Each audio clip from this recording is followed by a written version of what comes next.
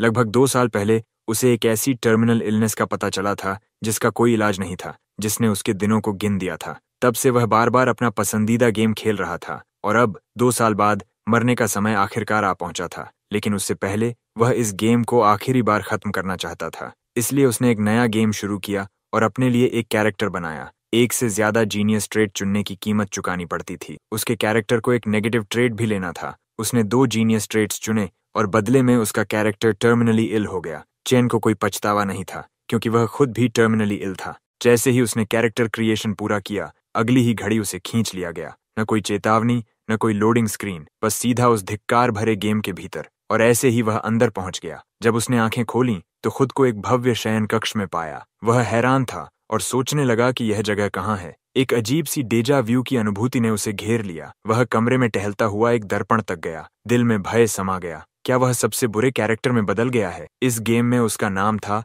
Knox. उसे समझ नहीं आया कि यह नाम क्यों आया, बस इतना कि शुरुआत किसी टक्कर की तरह लगी। यहाँ उसका पूरा नाम था नॉक्स वॉन राइनहाफर, इनर लुनेटिक की तीसरी डार्क रिनाउंड फैमिली का सदस्य। इस फैमिली का दुनिया के सबसे डेंजरस क्रिमिनल ऑर्गेनाइजेशन लुनेटिक से गहरा रिश्ता था। वह राइनहर फैमिली में 5 भाई बहनों में सबसे छोटा था। यह ब्लड लाइन पीढ़ियों से मैजिक और सोर्ड्समैनशिप में प्रतिभाशाली चिल्ड्रन को जन्म देती आई थी। लेकिन नॉक्स ही अकेला ऐसा था जिसके पास कोई टैलेंट नहीं था। उसने अपनी कमजोरी से नफरत करनी शुरू कर दी। हताशा में उसने डेविल से एक फॉरबिडन पैक्ट किया और इस तरह वह इनर लुनेटिक की कहानी का सबसे नोटोरियस विलन बन गया। हीरो सन्न रह गया कि वह अब सचमुच नॉक्स बन चुका है। उसने खुद से पूछा कि क्या यह सब सिर्फ एक ड्रीम है। इस कैरेक्टर की उम्र मात्र 14 साल थी। उसकी एलिमेंटल एफिनिटी थी डार्कनेस। लेकिन जब उसने स्टेटस विंडो खोला तो थोड़ी खुशी हुई, पर तभी देखा कि उसकी स्टेमिना बस लेवल 2 पर थी। उसने फिर अपनी नेगेटिव ट्रेट्स देखी, void revelation, terminally ill, curse of the week और फ्रीक्वेंट सिकनेस,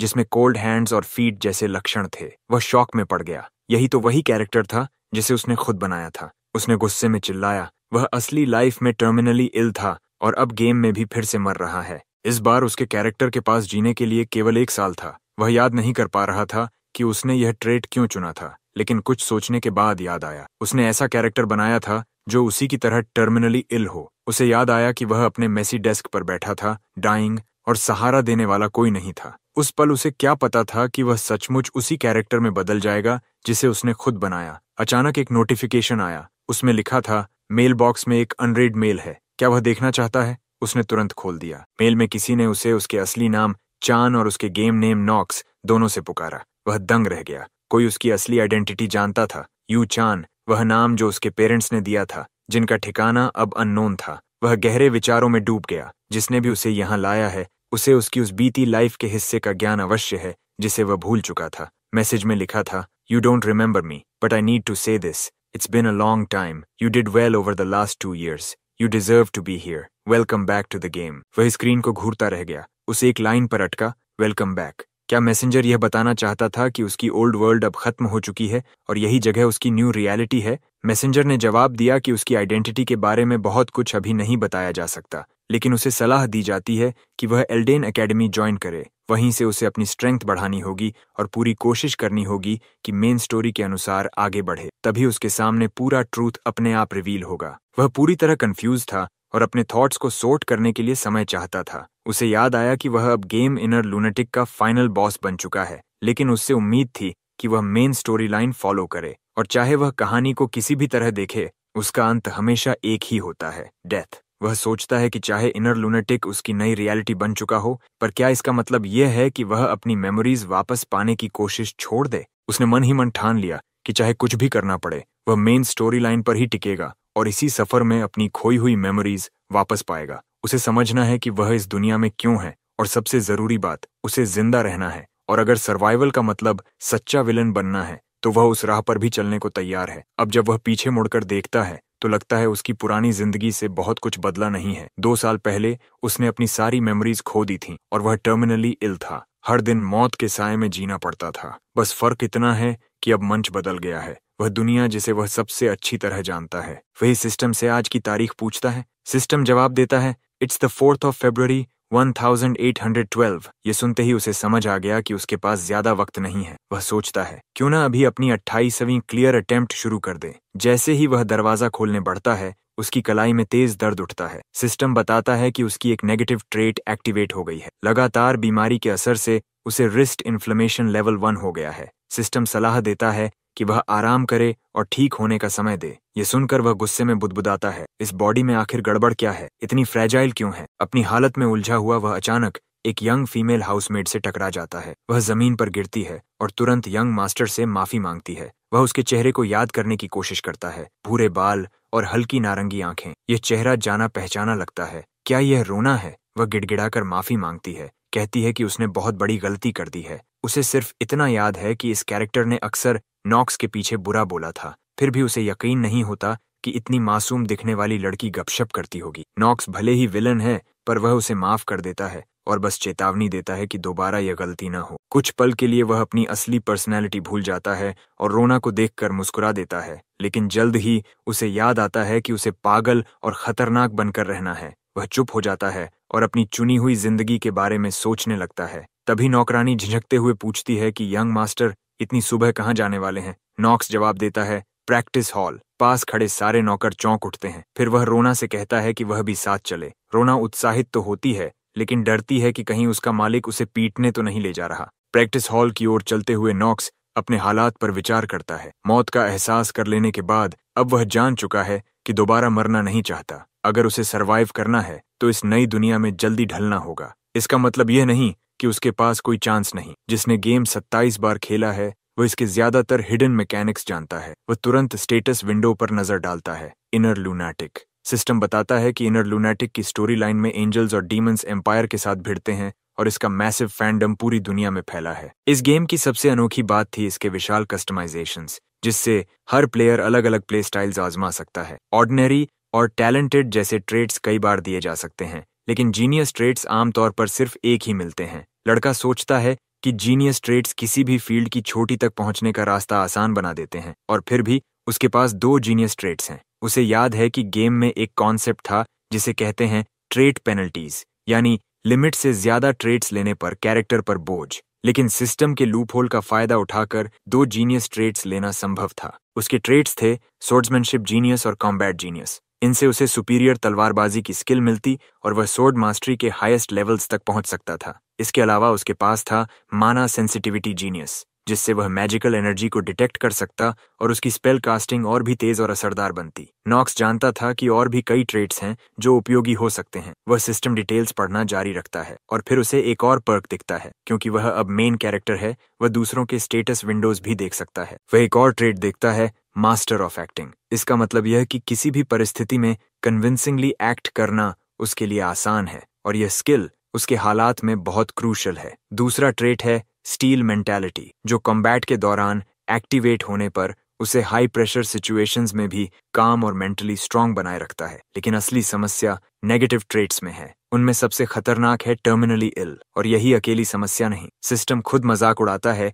कि वह प्रैक्टिकली एक चलती फिरती हॉस्पिटल ही है। सिस्टम यह भी बताता है कि जिन लोगों के हाथ पांव ठंडे रहते हैं उनके लिए आईसी एरियाज में बिना वार्मिंग स्किल के सर्वाइवल लगभग इम्पॉसिबल है। ऊपर से फ्रीक्वेंट सिकनेस ट्रेट का मतलब है कि हर चैप्टर में वह इलनेस की वजह से कम एक बार फेंट होगा। वह गहरी सांस लेता है और खुद से कहता है कि कोई चॉइस नहीं है, बस स्टेप बाय स्टेप फेस करना होगा। अचानक रोना रुक जाती है और बताती है कि वे प्रैक्टिस हॉल पहुंचने वाले हैं। वह पूछती है, क्या सच में यंग मास्टर अंदर जाने वाले हैं? नॉक्स चुपचाप दरवाजा खोलता है। डोर खुलते ही सिस्टम एक नया ऑब्स्टिकल बताता है, कर्स ऑफ द वीक। ये कर्स जन्म से ही उस पर लगा है। नतीजा यह कि उसकी ग्रोथ रेट 50% कम है और एनिमी डिबफ्स का असर उस पर 2 गुना। यंग मास्टर सोच लेता है कि सबसे पहले इस कर्स को हटाने का रास्ता ढूंढना होगा। ट्रेनिंग हॉल के भीतर प्रैक्टिस करते हुए उसे बार बार यही एहसास होता है, चाहे कितनी बार सोच ले, नतीजा एक ही है, वह डूम्ड है। स्टोरी की शुरुआत पढ़ने जैसा यही उसकी आखिरी सोच बन जाती है। इतना सब पढ़ने के बाद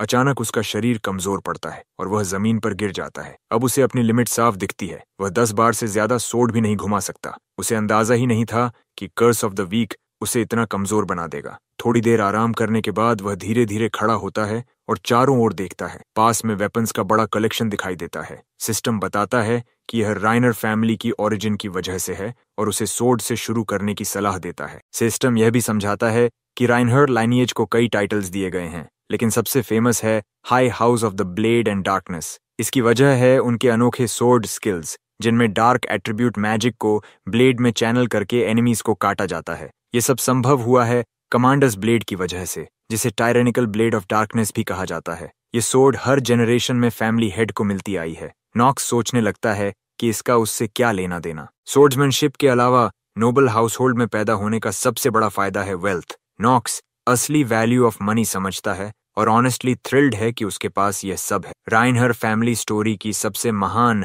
नोबल फैमिलीज में से एक है और इसका मतलब है वे बेहद रिच हैं। नॉक्स जैसे यूजलेस यंगेस्ट सन के पास भी इतनी वेल्थ है कि बिना काम किए पूरी जिंदगी आराम से गुजार सकता है। उसे पूरा यकीन है कि उसका फादर टेयाओ परवाह नहीं करेगा कि वह पैसे वाइजली खर्च करता है या नहीं। सच तो यह है कि नॉक्स वैसे भी वेस्टफुल नोबल एयर की इमेज में फिट नहीं बैठता। उसका कैरेक्टर आर्किटाइप पहले से क्लियर है, लेकिन उसने ठान लिया है कि इस एडवांटेज का हर हिस्सा यूज करेगा जब तक रोना उसका दिया हुआ काम पूरा नहीं कर देती। फिर भी उसे डर है कि शायद वह उसकी अजीब डिमांड को मानने से मना कर दे। कुछ मिनट पहले रोना वुडन सोर्ड, टॉवल और पानी लेकर आई थी। उसने यह सब देते हुए पूछा था कि क्या वह सच में एक्सरसाइज करने वाला है। उसने रोना से पूछा था कि आसपास कोई और है या नहीं, और फिर उसे पास आने को कहा। नर्वसली वह पीछे हटी, सोचते हुए कि शायद मास्टर उसे मारने वाला है। नॉक्स ने उसे शांत किया और कहा कि कान पास लाए, उसे कुछ विस्पर करना है। विस्पर खत्म होते ही रोना स्टन्ड रह गया। उसने कहा कि उसके सारे आइडियाज टोटल गार्बेज हैं, लेकिन नॉक्स ने बस उसे शटअप कहा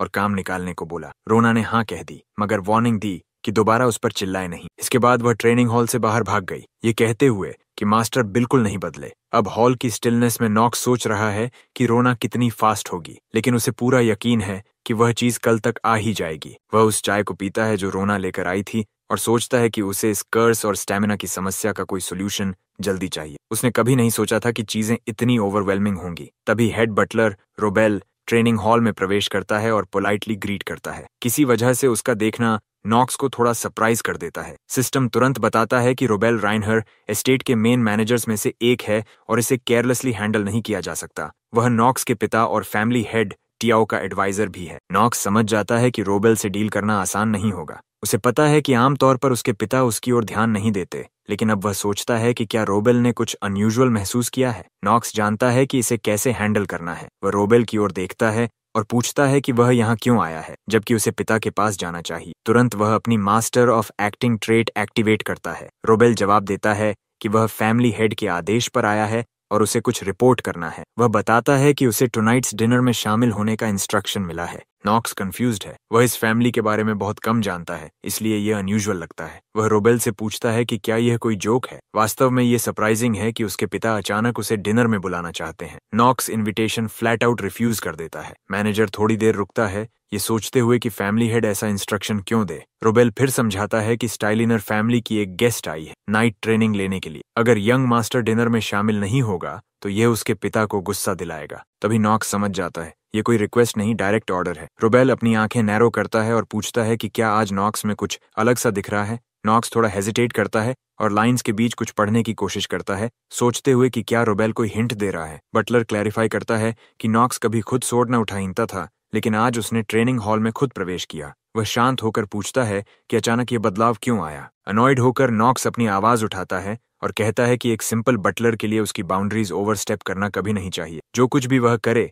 या किसी भी वजह से करे, रोबेल का बिजनेस नहीं है। वह जोर देता है कि उसके चॉइसेस पर पूरा कंट्रोल उसका ही है। रोबेल थोड़ी देर बाव करता है और माफी ऑफर करता है। इसके बाद नॉक्स ट्रेनिंग हॉल छोड़ देता है, यह सोचते हुए कि क्या रोबेल ने कुछ सस्पिशियस नोटिस किया। मीनवाइल बटलर क्वाइटली डिसाइड करता है कि यह इंसिडेंट फैमिली हेड को रिपोर्ट करेगा। नॉक्स इतनी टेंस एनकाउंटर की उम्मीद नहीं करता था, थोड़ा एंग्शियस होता है। वह सोचता है कि संभावित कॉन्सिक्वेंसेस क्या हो सकते हैं और पीछे ग्लांस करता है यह चेक करने के लिए कि रोबेल अभी भी उसे देख रहा है या नहीं। वह सभी नेगेटिव थॉट्स को दूर करने की कोशिश करता है और स्टाइलिनर फैमिली की यंग लेडी के बारे में सोचता है। उसका ट्रू पर्पस यहाँ आना क्या हो सकता है। उसी रात ग्रैंड डाइनिंग हॉल में प्रवेश करते ही फैमिली मेंबर्स उस पर मॉक करने लगते हैं। किसी ने उसे इडियट कह दिया और मजाक में बताया कि वह वाकई आया है, अब मील एंजॉय नहीं हो पाएगा। वे उसे टीज करते हैं, पूछते हैं क्या अब भी उसे इस फैमिली पर रिग्रेट्स हैं, खासकर ट्विन ब्रदर्स हार्ट्स और एलन के बारे में। वह ओपन गॉसिप करते हैं कि उसने मेड को देखा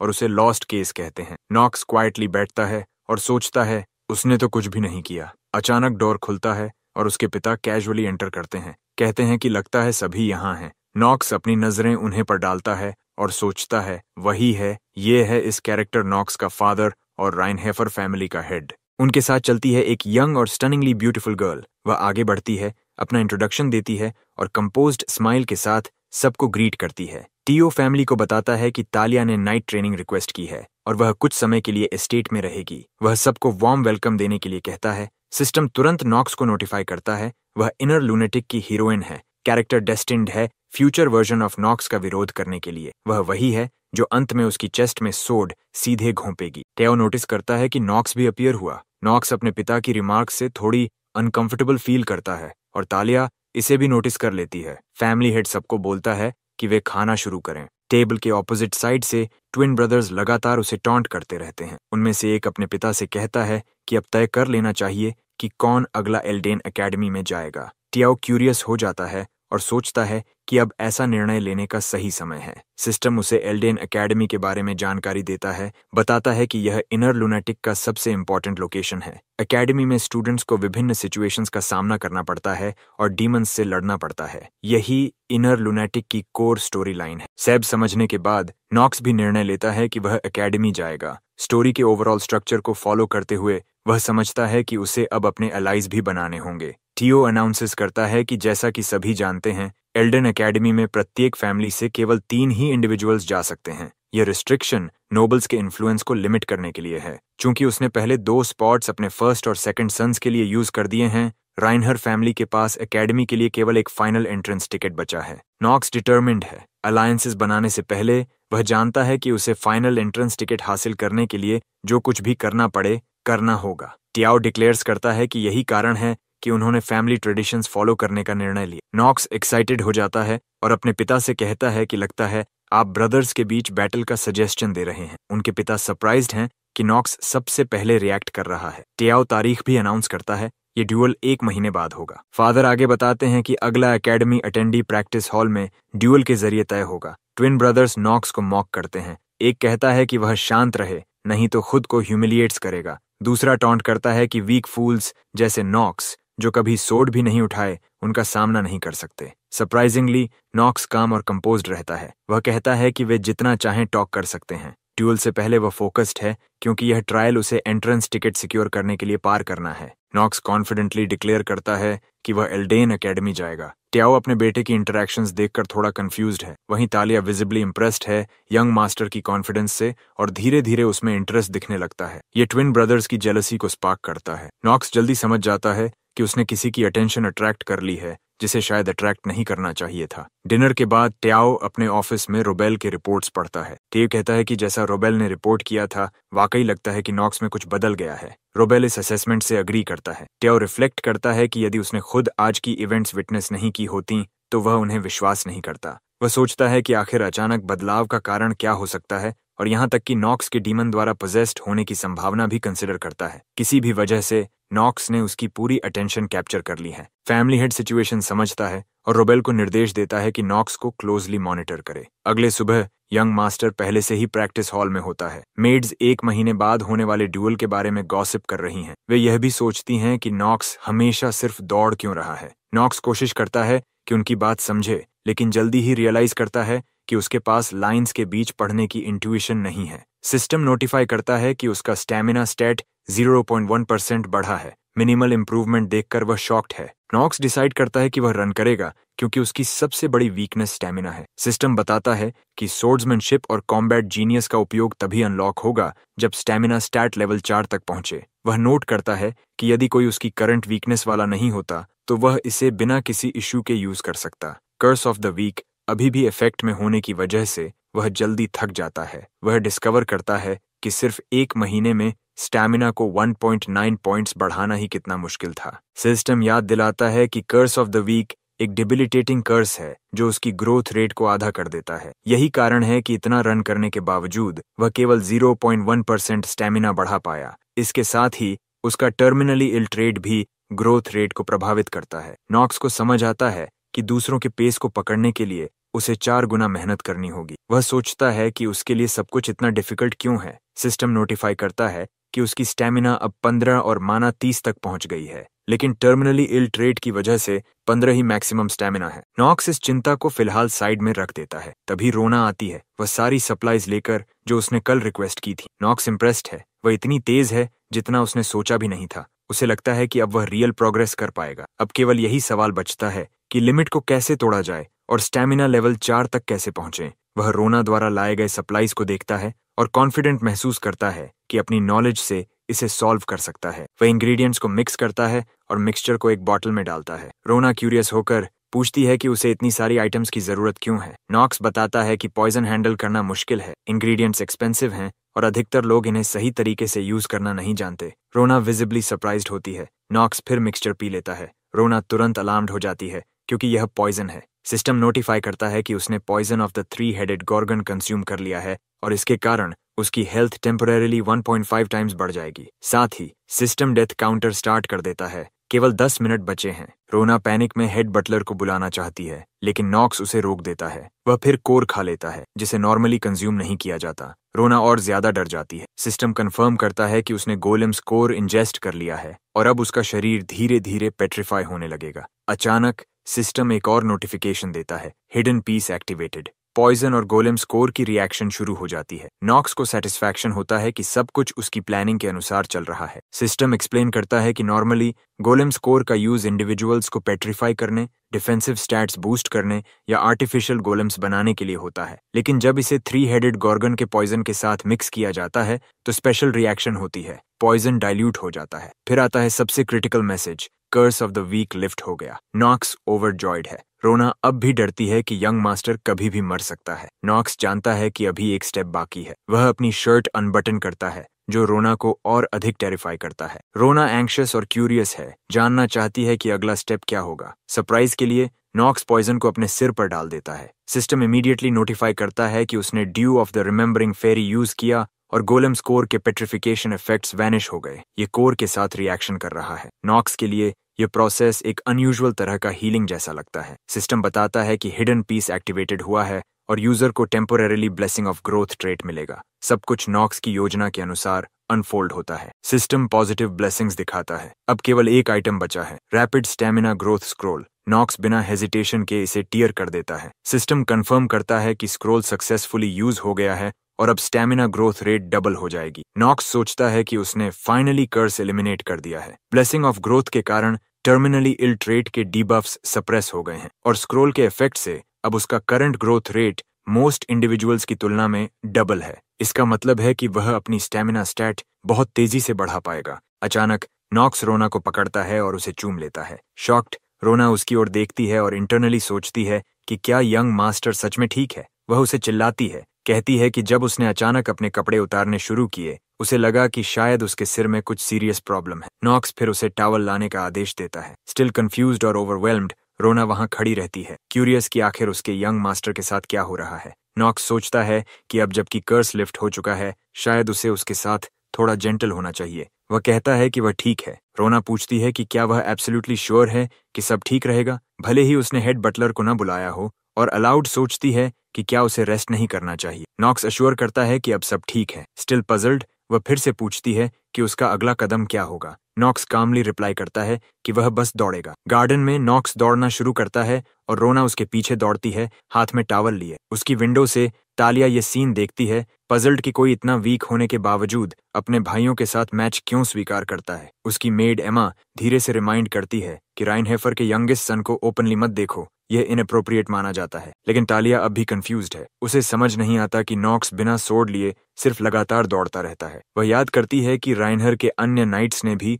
उसे ट्रेन करने की कोशिश की थी, लेकिन उसने सभी ऑफर्स रिजेक्ट कर दिए। वह कन्विंस्ड है कि 1 महीने में वह हार जाएगा और यही अंत होगा। फिर भी वह यंग मास्टर को लेकर कंसर्न महसूस करती है। अपनी फीलिंग्स सप्रेस न कर पाते हुए वह कहती है कि वह अभी वापस आती है और सीधे नॉक्स के पास जाती है। नॉक्स टेकन अबैक है और सोचता है कि वह उसे क्यों ढूंढने आई। वह ब्लंटली पूछता है कि वह उससे क्या चाहती है। तालिया स्लाइटली ऑफेंडेड सोचती है कि उसके कोल्ड एटीट्यूड के पीछे क्या है। फिर भी वह खुद को समझाती है कि शायद नॉक्स उसकी ब्यूटी देखकर प्रॉपर रिस्पॉन्ड नहीं कर पाया। वह फिर उसे पूछती है कि क्या वह सच में सर्टेन है कि अपने ब्रदर्स को हरा सकता है, और क्या यही कारण है कि उसने मैच एक्सेप्ट किया। क्या वह सच में मानता है कि बस ऐसे दौड़कर उसका कोई चांस है। रोना साइलेंटली तालिया की डाउट से अग्री करती है। तालिया हेल्प ऑफर करती है, लेकिन केवल तभी अगर नॉक्स उसे एक्सेप्ट करे। वह ऑफर आउटराइट रिजेक्ट कर देता है और कहता है कि गेट लॉस्ट, उसे कोई इंटरेस्ट नहीं है। फ्यूरियस होकर वह पूछती है कि क्या यही तरीका है किसी को असिस्टेंस ऑफर करने पर ट्रीट करने का।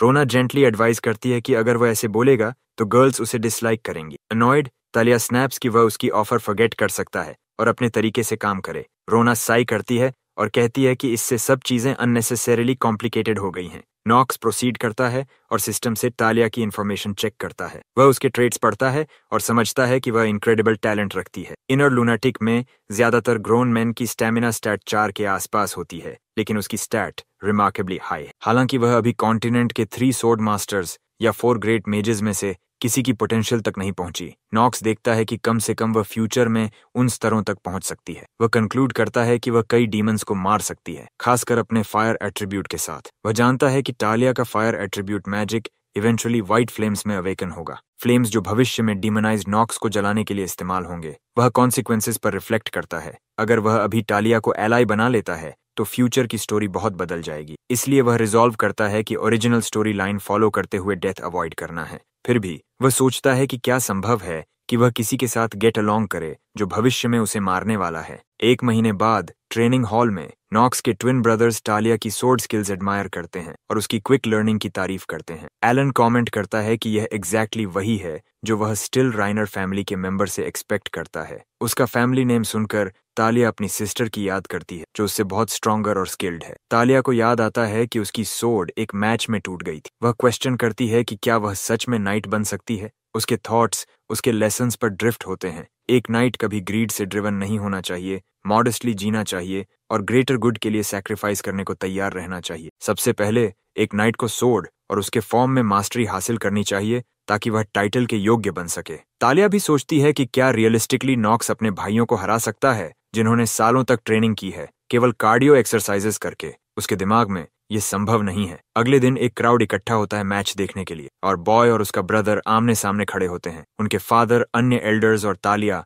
बैल्कनी पर बैठते हैं ड्यूअल देखने के लिए। टियाओ रॉडवेल की तरफ मुड़कर पूछता है कि उसे इस ड्यूअल का आउटकम कैसा लगता है, लेकिन रॉडवेल के जवाब देने से पहले रेफरी आगे बढ़ता है और फॉर्मली अनाउंस करता है कि ड्यूअल अब शुरू हो रहा है, जो तय करेगा कि कौन एल्डन एकेडमी में प्रवेश करने का राइट पाएगा। दोनों भाई ऊंचे खड़े हैं, तैयार, सोर्ड्स हाथ में, फाइट करने को तैयार। कुछ पल पहले जब टियो रॉडवेल से ड्यूअल के पॉसिबल आउटकम के बारे में पूछते हैं, रॉडवेल कहता है कि कंसिडरिंग यंग मास्टर एलन के पास्ट परफॉर्मेंसेस, एलन का जीतना ऑलमोस्ट गारंटीड है। टियो उसके साथ अग्री करता है। हेड बटलर सोचता है कि क्या टियो कुछ और एक्सपेक्ट कर रहे हैं, क्योंकि वह मानता है कि यह सच है कि यंग मास्टर नॉक्स बदल गया है। फिर भी वह नहीं मानता कि नॉक्स जीत पाएगा। उसके लिए यह आउटरेजियस और इम्पॉसिबल होगा। हेड बटलर खुद कभी पेट्रियार्क के पास नाइट के रूप में ट्रेनिंग कर चुका है। वह जानता है कि ब्लेड की कला कभी एलैबोरेट होती है और कभी सिंपल। कितना लॉन्ग ट्रेनिंग किया गया और कितनी सीरियसनेस के साथ क्राफ्ट परस्यू किया गया, ये डिटरमिन करता है कि लेवल क्या होगा। और किसी को पूरी तरह से ऑड्स ओवरटर्न करने का एक ही तरीका है,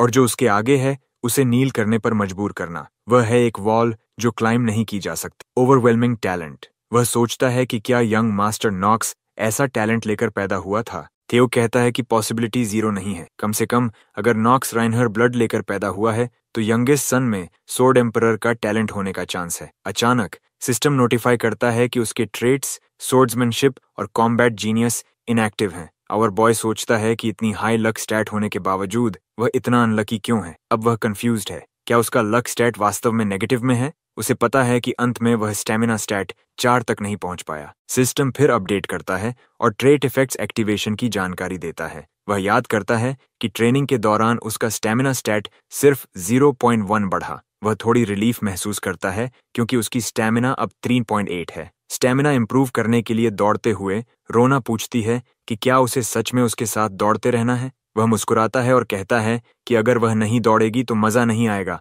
और कौन उसका ख्याल रखेगा। नॉक्स फिर उसे टॉवल लौटाता है और कहता है कि अभी रेस्ट कर ले। वह चुप रहती है और गुस्से से उसे देखती है। नूक्स उसकी आंखों में देखता है और कहता है कि उसने बस उसके दिमाग में उसे कर्स किया। वह डिनाई करती है। सच में और बॉय उसकी स्टैमिना से इम्प्रेस्ड है। वह सिस्टम में उसकी डिटेल्स चेक करता है और कंफर्म करता है कि उसकी सस्पिशन सही है। उसकी स्टैमिना 4.5 है। वह सरप्राइज्ड है कि एक मेड एवरेज मैन से स्ट्रॉन्गर है और सोचता है कि राइनहर फैमिली में क्या हो रहा है। वह थोड़ा हैप्पी महसूस करता है कि उसकी स्टार्टिंग स्टैमिना स्टैट उससे हायर है। हालांकि वह 1 महीने से सिर्फ इस एक स्टैट को इम्प्रूव करने के लिए ट्रेनिंग कर रहा है, फिर भी ये उसके लिए थोड़ा अपसेटिंग है। रोना इन्फॉर्म करती है कि शाम हो चुकी है और चूंकि ड्यूअल कल है, उसे रेस्ट करना चाहिए। अब ट्रेनिंग हॉल में दोनों भाई आमने सामने खड़े हैं। उसका ब्रदर उसे टॉन्ट करता है, कहता है क्यों नहीं वह गिव अप कर देता। भले ही वह फैमिली का शेम है, फिर भी वह उसका यंगर ब्रदर है और एलन उसे ज्यादा हर्ट नहीं कर सकता अब। और बॉय रिस्पॉन्ड करता है कि उसका ब्रदर ऐसा नहीं लगता कि वह चाहता है कि वह गिव अप करे।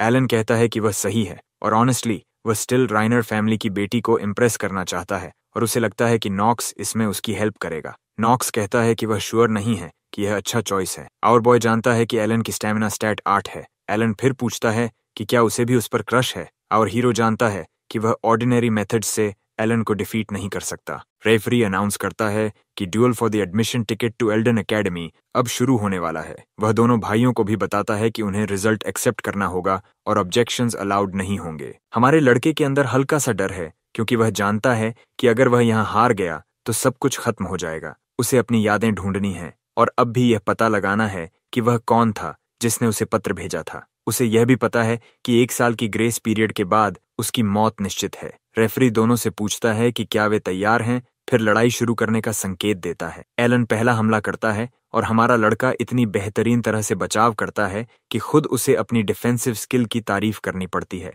नॉक्स के लिए यही शापित इनर लूनाटिक गेम में एकमात्र स्थिर चीज है। दोनों संतुलन और कुशलता के साथ एक दूसरे पर वार करते हैं। हमारा हीरो जानता है कि अगर वह हार गया तो उसे सब कुछ छोड़ना पड़ेगा, लेकिन अगर वह जीता तो सब कुछ पा सकता है। लड़ाई के दौरान सिस्टम उसे सूचित करता है कि उसकी स्टैमिना स्टैट 0.1% बढ़ गई है। एलन नॉक्स को चिढ़ाता है, कहता है शायद उसने अपने सिर पर बहुत वार किए हैं और शायद और मारने से उसे अच्छा लगेगा। बालकनी से ड्यूएल देख रही फेसिलिया सोचती है कि यह देखना कि सबसे छोटे ने कैसे बदला है बेकार है। वह बस चाहती है कि इस परिवार का आखिरी बच्चा एल्डन एकेडमी में दाखिल हो और उसका बेटा एलन बने। वह नॉक्स की स्किल्स को घटिया मानकर नजरअंदाज कर देती है। ट्यू ने रॉडवेल से कहा कि वह देखना चाहता था कि नॉक्स कैसे बदला है और अब वह सोचता है क्या यही सब कुछ है जो वह कर सकता है। हेड बटलर पूछता है कि क्या उसे ड्यूएल रोक देना चाहिए। वह बताता है कि अगर उन्हें जारी रहने दिया तो युवा मास्टर नॉक्स को ठीक होने में लंबा समय लगेगा। टीओ जवाब देता है कि एलन और हार्ट्स की टैलेंट अच्छी है, लेकिन इतनी नहीं, खासकर उनके पहले बेटे गैरन की तुलना में। वे डार्क स्वॉर्ड ऑफ डोमिनेशन की ओवरवेलमिंग पावर के सामने सब कुछ अपने पैर के नीचे रखने की क्षमता नहीं रखते। वह सोचता है कि यह शक्ति किसे मिलेगी। यह सोचकर वह उदास होता है और हेड बटलर को ड्यूएल रोकने का निर्देश देता है। लड़ाई के दौरान सिस्टम फिर से नॉक्स को उसके स्टैमिना स्टैट में वृद्धि की सूचना देता है। अचानक सिस्टम पुष्टि करता है कि उसके ट्रेट्स, सोर्ड्समैनशिप और कॉम्बैट जीनियस सक्रिय हो गए हैं। हमारा लड़का पहले ही थक चुका है, लेकिन खुश है कि उसने अपने ट्रेट्स वापस पा लिए। एलन पूछता है क्या तुमने अपना दिमाग खो दिया है। नॉक्स तुरंत अपनी स्किल एक्टिवेट करता है, the hour of the genius. हमारे लड़के को कहीं सुना था कि जीनियस और टैलेंटेड लोगों के दिन में अपने घंटे होते हैं। वह खुश है कि यह जीनियस ऑनवर है। उसके लिए सब कुछ धीमा दिखने लगता है। इस स्किल की वजह से जो उसकी परसेप्शन बदलती है, दुनिया स्लो मोशन में चलती दिखती है। वह समझता है कि दुश्मन की गति को धीमा देखना और खुद तेज चलना 2 अलग चीजें हैं। ये स्किल पूरी तरह उपयोग करना कठिन होगा, लेकिन अब उसके ट्रेड्स सक्रिय हैं। वो अपने विरोधी के लिए खतरे में है। अपने सोर्ड के एक तेज और शक्तिशाली स्विंग से नॉक्स एलन का हथियार जमीन पर गिरा देता है। यही एक कदम उसकी जीत की अडिग इच्छा को दर्शाता है। एलन का सोर्ड जमीन पर गिरता है और नॉक्स विजयी दिखता है। युवा मास्टर चिल्लाता है, मजा आया। एलन सदमे में स्थिर है। सोर्ड्समैन जानता है कि अब भी वह गार्ड नहीं छोड़ सकता। उसे पता है कि स्किल केवल 5 मिनट तक टिकती है और उसे उस समय में सब खत्म करना होगा। वह अपने भाई से कहता है कि अब तक वह उसे हल्का मार रहा था, लेकिन अब बोर हो गया है। वह सुझाव देता है कि वे इसे जल्दी खत्म करें और चुनौती देता है कि वह पूरा ताकत लगा कर आए। नॉक्स अपने पिता से पूछता है कि क्या वह दोनों भाइयों का एक साथ सामना कर सकता है। न केवल उसके पिता बल्कि सभी ड्यूएल देखने वाले उसकी आत्मविश्वास से चौंक जाते हैं। तालियां उलझन में देखती है, ये सोचते हुए कि वह अभी क्या कर रहा है। उनके पिता ऊर्जा में बदलाव महसूस करते हैं। साफ है कि उसकी ताकत बदल गई है और वह कुछ छुपा रहा है। थोड़ी और निगरानी करने का निर्णय लेते हुए वह 2 एक्सपार की अनुमति देता है, लेकिन तभी फासिलिया चिल्लाती है ड्यूएल रोकने के लिए। ड्यू आगे बढ़ता है और लड़ाई शुरू करने का आदेश देता है। एलन फिर से अपनी तलवार उठाता है। हार्ट्स क्रोध में उबलते हुए गुस्से में ग्रॉल करता है कि यह छोकरा उनके पिता के सामने कैसे अपमान कर सकता है। वह नॉक्स को चेतावनी देता है कि तैयार रहे, दोनों जुड़वां एक साथ हमला करते हैं। शुरुआत में युवा फाइटर अपनी रक्षा पर ध्यान देता है, लेकिन जल्द ही वह आक्रामक हो जाता है। एलन जल्दी से अपने जुड़वां को बाईं ओर पास आने के लिए कहता है, लेकिन हार्ट्स क्रोध से अंधा सुनता ही नहीं। सिस्टम सोर्ड्समैन को सूचित करता है कि आवर ऑफ द जीनियस के विशेष प्रभाव की वजह से डार्क परिवार की लो ग्रेड सोर्ड्समैनशिप की प्रोफिशिएंसी बढ़ गई है। ये सुनकर वह प्रसन्न होता है। अब वह उनके सोर्ड मूवमेंट्स को भी ट्रैक कर सकता है। अपनी अद्भुत गति और लगातार हमलों के साथ वह एलन के कंधे पर वार करता है। तालियां इसकी गति देखकर चौंक जाती है और सोचती है कि उसने यह कैसे किया। एलन अविश्वास में उसे देखता है, सोचता है कि परिवार की शर्मिंदगी भी इतना विकसित हो सकती है। वहां मौजूद सभी लोग यही जिज्ञासु भाव लिए हुए हैं। हार्ट अपने जुड़वां को डांटता है कि इस पार के बीच ध्यान भटकाने की गलती मत करना। जल्द ही दोनों भाई थकने लगते हैं और फिर युवा मास्टर अपनी पूरी शक्ति खोल देता है। वह सोचता है कि भले ही यह सिर्फ एक स्पार है, लेकिन इसमें कुछ महत्वपूर्ण दांव है और सोर्ड घुमाना ही रोमांचक लगता है। कुछ ही समय में वह दोनों भाइयों को जमीन पर गिरा देता है। उसी क्षण सिस्टम उसे सूचित करता है कि आवर ऑफ द जीनियस समाप्त हो गया। वह राहत की सांस लेता है कि यह जल्द ही खत्म हो गया। फासिलिया अपने दोनों पुत्रों पर क्रोधित होकर जोर से चिल्लाती है। नॉक्स रेफरी की ओर मुड़कर पूछता है कि क्या विजेता तय हो गया। रेफरी पुष्टि करता है और घोषणा करता है कि विजेता है युवा मास्टर नॉक्स। ड्यूएल देखने वाले सभी खड़े हो जाते हैं, यहाँ तक कि उनके पिता भी। नॉक्स उनकी सराहना के लिए आभार व्यक्त करता है और विनम्रता पूर्वक अनुमति मांगता है कि वह वहां से जा सके। प्रशिक्षण हॉल से बाहर जाते समय तालिया सोचती है कि उसे तुरंत उससे बात करनी चाहिए। बाहर निकलते ही उसे बेहद थकान महसूस होती है और फिर वह अपने हाथ पर खून देखता है। जल्दी ही वह समझ जाता है कि यह इसलिए हुआ क्योंकि उसने स्किल को थोड़ी देर ज्यादा चलाया। उसे पता है कि आवर ऑफ द जीनियस में एक बड़ी खामी है। यदि समय सीमा से अधिक चला जाता है तो यह रिकॉइल नामक डेबफ इफेक्ट ट्रिगर करता है। सिस्टम सूचित करता है कि आवर ऑफ द जीनियस के रिकॉइल की वजह से उसकी लाइफ स्पैन में 2 दिन और 17 घंटे की कटौती हुई है। वह इसे सबसे खराब डेबफ मानता है। यह स्थायी रूप से लाइफ स्पैन घटाता है और बीमारी के प्रति संवेदनशील बनाता है। हालांकि वह पहले से ही टर्मिनली बीमार है, लेकिन वह खुश है कि रिकॉइल दूसरों के सामने सक्रिय नहीं हुआ। अगर किसी ने देखा होता तो उसकी एकेडमी में प्रवेश रद्द हो सकता था। अचानक तालिया उसके पीछे दौड़ती है और पूछती है कि क्या स्पार के दौरान उसे चोट लगी। उसे देखकर वह खुश नहीं है। वह यह नहीं देखना चाहता कि उसे पकड़ लिया गया और सोचता है कि इतनी भीड़ में ऐसा क्यों सिर्फ उसके साथ होना पड़ा। वह टियाओ को अपनी स्किल के रिबाउंड के बारे में नहीं बता सकता। तालिया जल्दी पूछती है कि उसने अपने टूटी हुई बॉडी के साथ भाइयों के बीच लड़ाई कैसे जीती। युवा मास्टर सोचता है कि वह क्या प्लान कर रही है, लेकिन वह बस कहती है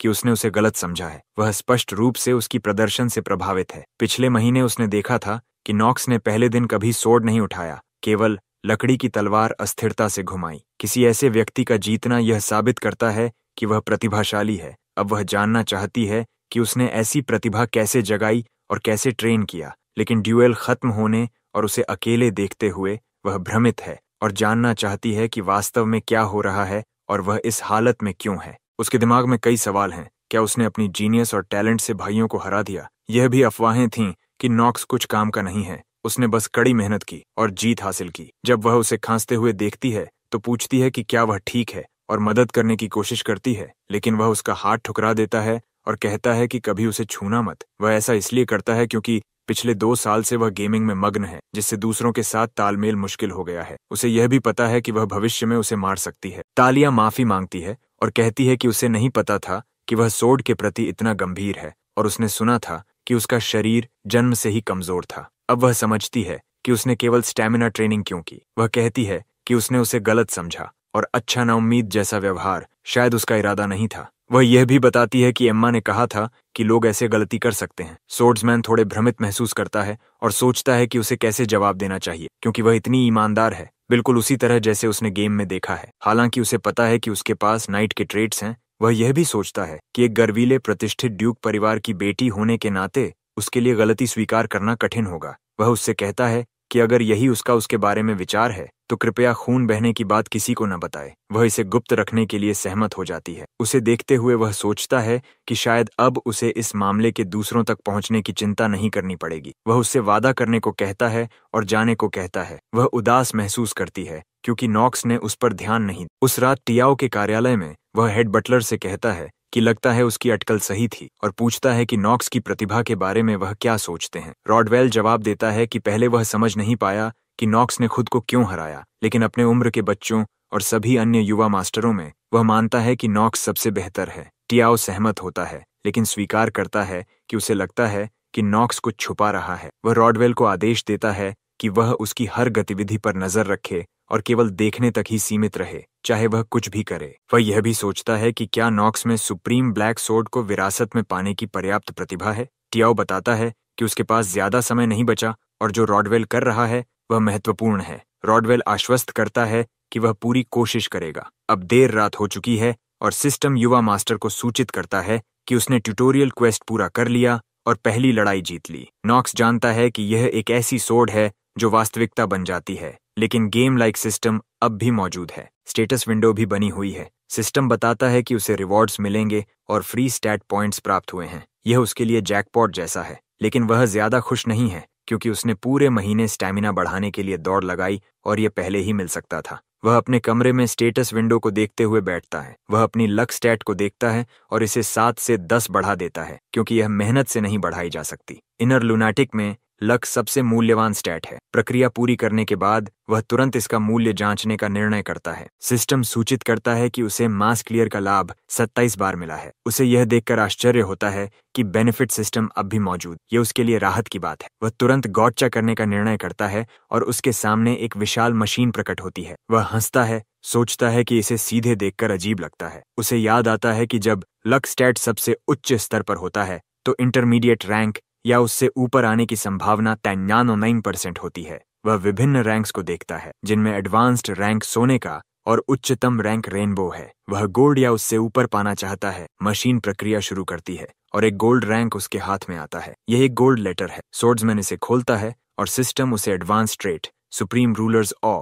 प्राप्त करने के लिए बधाई देता है। वह विश्वास नहीं कर पाता कि उसे वास्तव में यह मिला। सिस्टम स्किल की पूरी जानकारी दिखाता है। ये उसके लिए सुपर जैकपॉट है कि उसे एक डीबफ स्किल मिलेगा, लेकिन उसके पास एक और रिवॉर्ड भी। ये one time use skill conformation voucher है और सिस्टम पूछता है कि क्या वह इसे अभी इस्तेमाल करना चाहता है। वह सोचता है कि इससे मिलने वाली स्किल पहले से ही तय है। यह रैनहर परिवार में मिलने वाले हिडन पीसेज में से एक है और इसे पाने के लिए उसे यह स्किल चाहिए। वह जानता है कि ट्याओ जल्द ही सभी भाई बहनों को एस्टेट में इकट्ठा करेगा और तभी वह इसे इस्तेमाल करेगा। वह सोचता है कि शायद अब राइनहर एस्टेट लौटने का समय आ गया है क्योंकि एल्डाइन एकेडमी की ग्रेजुएशन सेरेमनी समाप्त हुए काफी समय हो गया है। राइनहर परिवार का दूसरा पुत्र वॉन शायद नाइट के रूप में प्रशिक्षण के लिए घूम रहा होगा। उसे अचानक याद आता है कि उसे हिडन पीस ढूंढना और ग्रेन को संभालना है। आराम करने का कोई समय नहीं है। एकमात्र अच्छी बात यह है कि अब शायद उसे टालिया की चिंता नहीं करनी पड़ेगी। वह निश्चित है कि वह वादा तोड़ेगी नहीं और उसके पास आने का कोई कारण भी नहीं है। सुबह वह ट्रेनिंग हॉल पहुंचता है और पाता है कि टालिया पहले से ही इंतजार कर रही है। उसने इस बारे में कल रात ही सोच रखा था। वह उससे पूछता है कि क्या कल सब कुछ तय नहीं हो गया था और अब वह उससे क्या चाहती है। वह जानना चाहती है कि वह इतनी जल्दी इतनी ताकतवर कैसे बन गया। वह उससे पूछता है कि क्या वह सीक्रेटली 1 महीने तक उसे ट्रेन करते हुए देख रही थी और वह वहीं से वहां से चल देती। वह उससे कम से कम एक स्पार के लिए विनती करती है और जोर देती है कि वह कम से कम उसे यह बता सकता है कि वह कैसे ट्रेन करता है। वह याद करता है कि तालिया वह चरित्र थी जो हमेशा अपनी बहन से मान्यता पाना चाहती थी। पलटकर वह उससे कहता है कि ऐसा कुछ पूछने या यह सोचने से पहले कि उसे कैसे ट्रेन करना चाहिए, उसे पहले अपनी खुद की प्रतिभा पर ध्यान देना चाहिए। युवा सोर्ड्समैन ने कभी किसी को सांत्वना नहीं दी और वह सोचता है कि उसे और क्या कहना चाहिए। थोड़ी देर ठहर कर वह उसे सलाह देता है कि दूसरों से खुद की तुलना न करे। फिर वह ट्रेनिंग हॉल छोड़ देता है। तालियां उदास महसूस करती है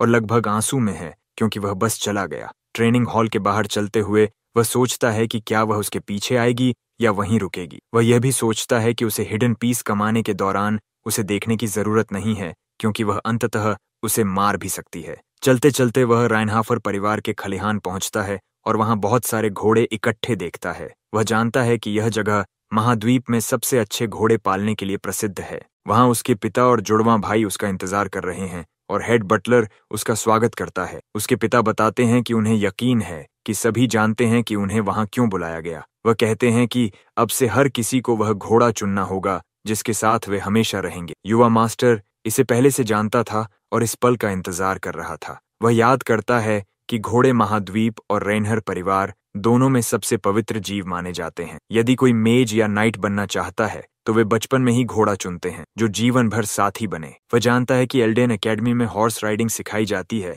और बाद के गेम पार्ट्स में कई बड़े युद्ध होते हैं। अगर उसका घोड़ा मर गया तो उसे फिर से एक युवा घोड़ा पालना होगा। ऊपर से ट्रांसपोर्टेशन मैजिक भी बहुत महंगी है। वह खुश नहीं है कि इस गेम में घोड़े इतनी महत्वपूर्ण यात्रा का साधन है, लेकिन अब उसने निर्णय लिया कि वह सबसे अच्छा घोड़ा चुनेगा। उसके पिता कहते हैं कि चूंकि नॉक्स ने ड्यूअल जीत लिया, वह पहले चुन सकता है। टियाओ चेतावनी देता है कि वह केवल एक मौका देगा। जैसे ही नॉक्स घोड़ों की ओर बढ़ता है, उसके पिता सोचते हैं कि सबसे छोटे ने कौन सा चुना। वे देखते हैं कि सभी घोड़े काफी सुंदर और अच्छे हैं। निरीक्षण करने के बाद वह एक घोड़ा देखता है जिसका रंग बाकी से अलग है। वह उस घोड़े की ओर इशारा करता है और अपने पिता से कहता है कि वह यही चुनना चाहता है। सब चुप हो जाते हैं और उसके पिता कहते हैं कि वह उसे एक और मौका देंगे। युवा सोर्ड्समैन सोचता है कि उसे दूसरा मौका क्यों दिया जा रहा है, और यह सोचता है कि वे उसे कितनी गलत निर्णय लेने वाला मानते हैं। वास्तव में वह टारगेट स्टैट विंडो लॉड कर रहा है। कुछ समय बाद सिस्टम सक्रिय होता है और उसके चुने हुए घोड़े के सभी विवरण देता है। वह देखता है कि इसका रैंक उच्च है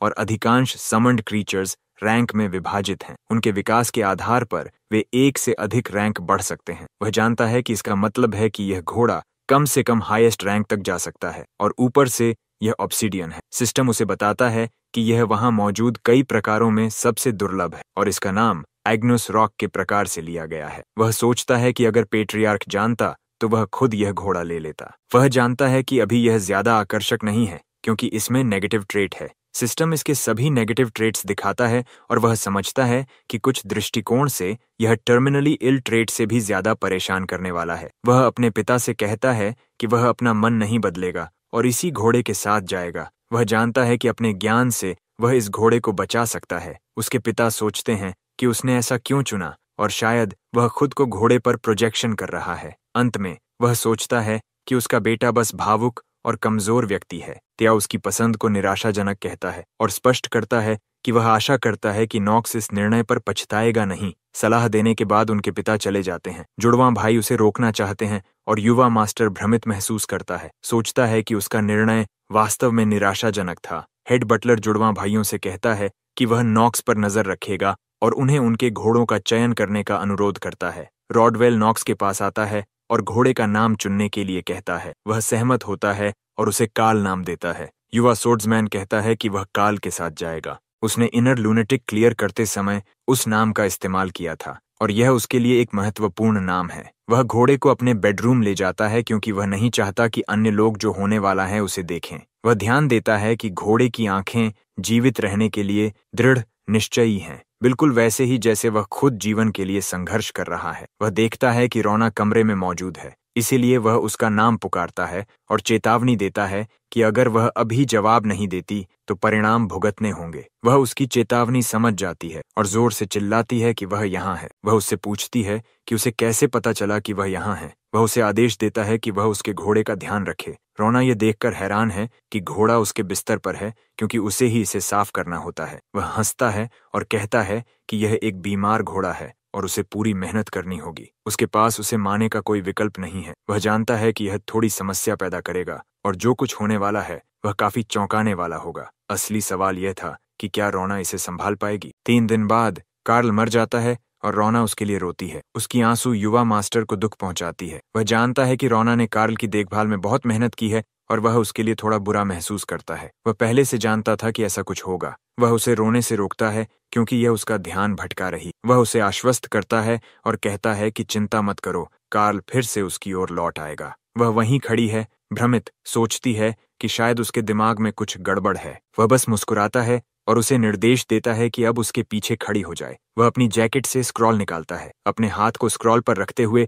वह उसे अपना माना प्रदान करता है। कुछ जादुई होता है और रोना आश्चर्यचकित हो जाती है कि वह तुरंत माना का उपयोग कर सकता है। वह उसे चेतावनी देती है कि यह यहाँ अवैध है। पहली बार वह माना को सही से नियंत्रित नहीं कर पाता, इसलिए वह फिर से कोशिश करता है और चेतावनी देता है कि अगर वह ध्यान भटकाती रही तो कार्ल फिर मर जाएगा और इस बार यह उसकी गलती होगी। वह उसे समझाता है कि उसने अभी तक अपने जीनियस ऑफ माना डिटेक्शन ट्रेट को जागृत नहीं किया है। इस साम्राज्य में 15 वर्ष की उम्र से पहले माना का उपयोग करना प्रतिबंधित है, सिवाय यदि कोई व्यक्ति इंपीरियल फैमिली का हो। इसीलिए अन्य छात्रों की तुलना में जो बाद में माना कंट्रोल सीखना शुरू करते हैं, इंपीरियल परिवार के वंशज कई गुना अधिक प्रोफिशिएंट होते हैं। अभी उसके पास केवल इतना ही विकल्प है कि वह स्क्रॉल में अधिकतम माना डाल सके। इसी क्षण उसे अपनी हथेलियों से एक हल्की ऊर्जा निकलती हुई महसूस होती है। वह जानता है कि यह माना है ना, यह उसके लिए दिलचस्प है क्योंकि यह scroll one time use energy voucher है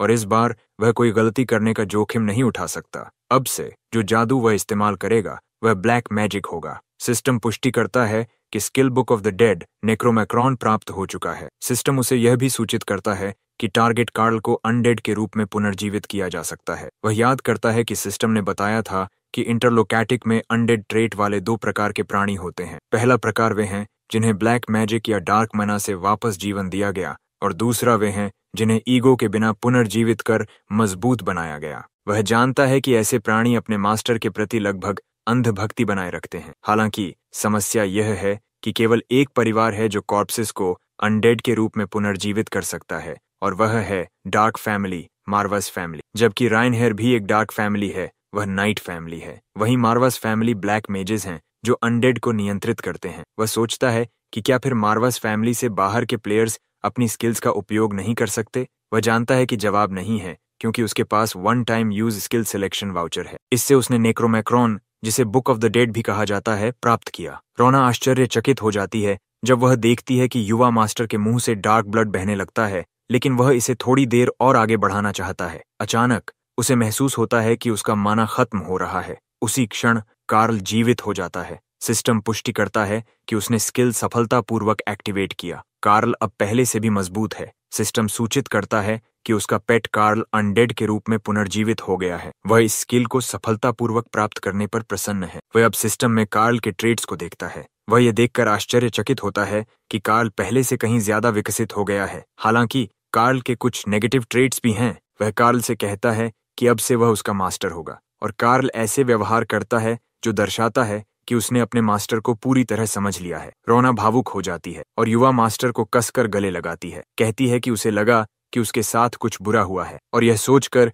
कि वह इतना रेकलेसली माना कैसे उपयोग कर सकता है। वह कार्ल को भी डांटती है, पूछती है कि वह भी इतना रेकलेसली कैसे व्यवहार कर सकता है। वह कार्ल को चिल्लाती है, कहती है कि वह उसकी कितनी परवाह करती है और आदेश देती है कि उसने जो कैरेट खिलाया था उसे थूक दे। अब युवा मास्टर अपना ध्यान हिडन पीस की ओर मोड़ता है। कुछ दिनों बाद वह रात के समय बाहर जाता है, नक्शे को देखता है और सोचता है कि रास्ता गेम के मुकाबले ज्यादा अलग नहीं है। वह राइनहर परिवार का दूसरा हिडन पीस खोजने के लिए जुट जाता है। दृढ़ निश्चय करता है कि उसे यह आइटम हासिल करना ही होगा। यह वह की है जो थोड़ी मदद करेगा उसके टर्मिनली इल ट्रेट के लिए। वह सोचता है कि क्या वह बहुत संवेदनशील हो रहा है, लेकिन अब यह कोई गेम नहीं है, यह वास्तविकता है। वह एक सच नोटिस बोर्ड पर पहुंचता है जिस पर चेतावनी लिखी है कि यह माया का जंगल है और अगर छोटे बच्चे प्रवेश करेंगे तो खो सकते हैं और मर सकते हैं, इसलिए किसी भी हालत में प्रवेश न करें। वह सोचता है कि वह दूसरी बार मरना नहीं चाहता। सिस्टम चेतावनी देता है कि वह मिसिंग चाइल्ड्स फॉरेस्ट में प्रवेश कर चुका है और इसे क्लियर करने में विफलता मौत का कारण बनेगी। वास्तविकता में मिसिंग चाइल्ड्स फॉरेस्ट राइनहेलर के क्षेत्र में स्थित है, एक ऐसा जंगल जहां प्रवेश वर्जित है। अंधेरा और घना धुंध होने के कारण चाहे रेंजर या पाथफाइंडर कितना भी स्किल्ड हो, उन्हें भी यहाँ रास्ता खोजने में कठिनाई होगी। वह जानता है कि यह नाम के अनुसार ही है, एक ऐसी जगह जो हर किसी को चाइल्ड की तरह खो जाने पर मजबूर कर देती है। लेकिन वह जानता है कि इसका और भी अर्थ है। यदि कोई फुली ग्रोन अडल्ट इस जंगल में मॉन्स्टर को मारता है तो भी वे आर्टिफैक्ट्स प्राप्त नहीं कर पाएंगे। साथ ही इंट्रूडर यदि अडल्ट है तो मॉन्स्टर्स की डिफिकल्टी बढ़ जाएगी। वह याद करता है कि उसने यहाँ कई बार सही रास्ता खोजते समय मारा, इसलिए मिसिंग चाइल्ड्स फॉरेस्ट की डिफिकल्टी रेटिंग कम से कम 2 और आधा सितारे हैं, जहाँ 5 सितारे अधिकतम हैं। यह गेम के वर्स्ट डिफिकल्टी होने के कारण वह याद करता है कि उसने बिना यह जाने कि कौन से आइटम्स मिलेंगे इसे क्लियर करने के लिए कितनी मेहनत की थी। अब वह सोचता है कि यह उसके टर्मिनली इल ट्रेट के लिए परफेक्टली सूटेड आइटम खोजने के लिए सही जगह है। अपनी टॉर्च जलाते हुए वह जंगल में खोज शुरू करता है। वह जानता है कि मिसिंग चाइल्ड्स फॉरेस्ट को क्लियर करने की क्रूशल की धुएं की दिशा है। विशेष रूप से यह उस दिशा के विपरीत होती है जिसमें धुआं जा रहा है। वह जोर से चिल्लाता है, पूछता है कि व्यक्ति कितनी देर तक छिपा रहेगा और सुझाव देता है कि अब खुद को प्रकट करे। देखते हुए वह पाता है कि वहां कोई नहीं है और सोचता है कि व्यक्ति आखिर तक छिपा रहेगा। अभी महल में तालियां अब भी उसके बारे में सोच रही है और विश्वास नहीं कर पा रही कि उसकी खूबसूरती का उस पर कोई असर नहीं हुआ। वह इसे बिल्कुल समझ ही नहीं पा रही। अचानक उसकी मेड एमा उससे अनुरोध करती है कि वह यंग मास्टर के पीछे चलना बंद करे। एमा यह भी कहती है कि यदि वह ऐसा करती रही तो खुद भी उसे डांटा जाएगा। तालियां उसे शांत करती है और गारंटी देती है कि वह एमा को परिवार से निकालने नहीं देगी। एमा उसे समझाती है कि उसका मतलब यह नहीं है। वह सोचती है कि यंग मिस टालिया पहले से ही इतनी टैलेंटेड है कि सभी उसे नेक्स्ट मैट्रियार्च के रूप में सम्मान दें, और यदि केवल यंग मिस चले यहाँ नहीं होती। वह यह भी जानना चाहती है कि तालिया अपनी बहन की तुलना में